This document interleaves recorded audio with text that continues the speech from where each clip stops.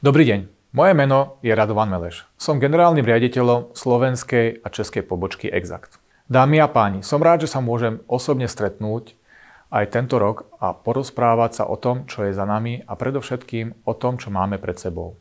O to viac, ako si máme čo povedať, z čoho sa poučiť, čím sa inšpirovať.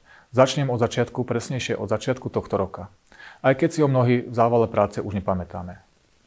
30. januára je však pre Exact dňom, ktorý zásadne ovplyvnil tie nasledujúce. 20 rokov v histórii v akomkoľvek čase má svoje miesto.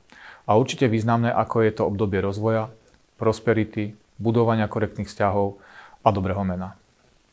História našej materskej spoločnosti sa začala písať práve 30. januára. Pred 2 desaťročiami, kedy Exact získal tzv. Právnu subjektivitu. Dôkazom toho, že načrtnuté vízie a nápady neostali iba na papieri, sme aj my.